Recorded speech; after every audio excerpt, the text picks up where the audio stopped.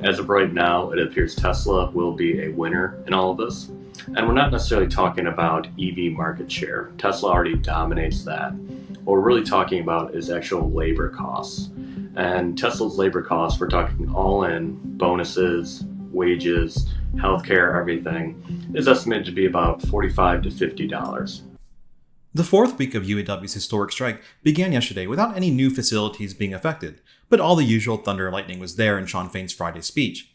With 25,000 workers striking, Fain donned an Eat the Rich t-shirt as he went on to talk about the gains the UAW has made in their negotiations with legacy automotive companies, highlighting they brought the GM battery plant under the union's purview, though that factory has been unionized since last December.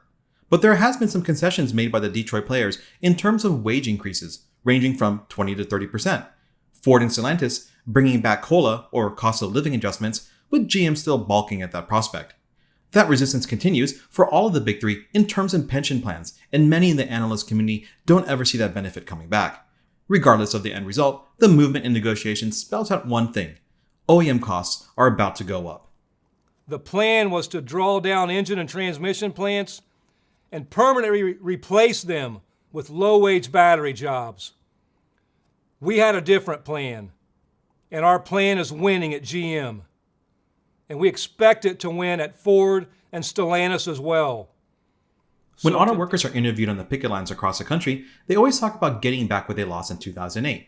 This might be easy to overlook, especially if you're in the camp that they're asking for something completely unreasonable in the grand scope of things. We don't have to agree with the union, but understanding what they lost and what is coming on the horizon would better put things in perspective. The economy of the US was in dire straits during the great financial crisis, and what the mainstream takeaway from the ordeal was mortgage-backed securities, or inflated home prices. You've seen it portrayed in the movies like The Big Short, Inside Job, or Margin Call, but every sector was affected by the recession. American automotive even more. The likes of GM, Chrysler, and Ford weren't just facing the consumer's inability to access credit because of the GFC, but also they're in a many-year sales decline due to the rise of Japanese auto manufacturers outcompeting them in terms of quality, value, and their cost basis. That brings labor into the conversation because in 2008, the cost of labor for each car made was at least 10%, compared to the 5% it is today. The foreign car makers weren't having to deal with unionized labor in their factories, thus able to offer customers a much more affordable product in a time when money was extremely tight for your average American. The unions found themselves between a rock and a hard place. Their pay and benefits put their total compensation much higher than their non-unionized counterparts, and their OEM employers were on the brink of financial ruin. They had to weigh having that higher pay and having a job in the first place.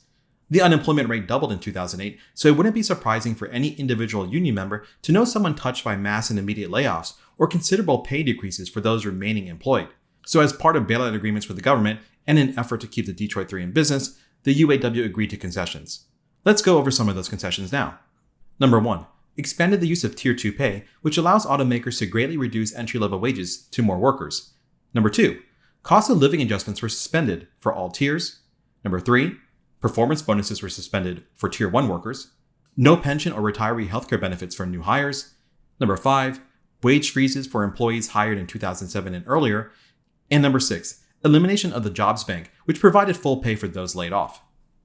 Maybe you don't think these benefits should ever return, and as it is, it's quite rare to have such retiree benefits anymore, at least within the USA.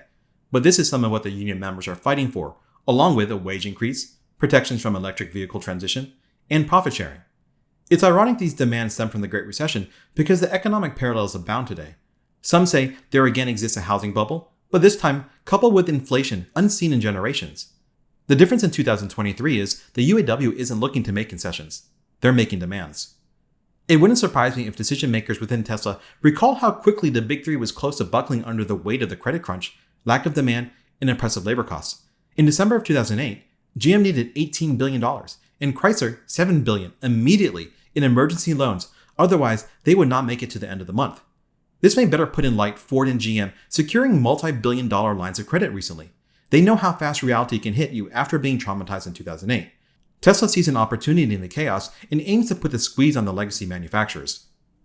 Tesla's price cuts this past week put in jeopardy the investments of the just transition of Detroit's electric vehicle ventures.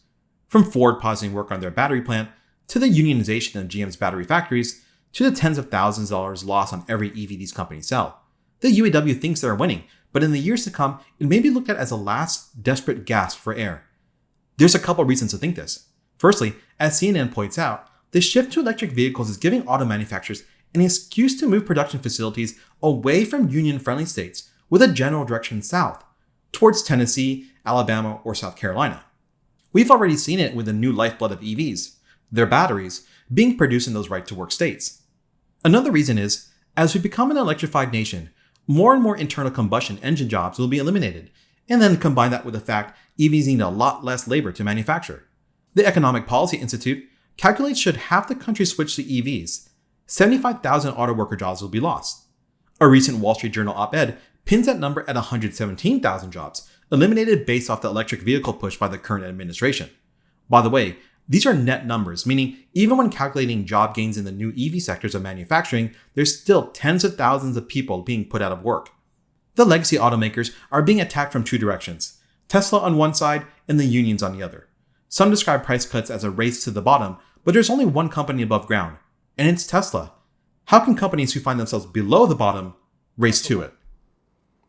We've been told the EV future must be a race to the bottom. And now we've called their bluff.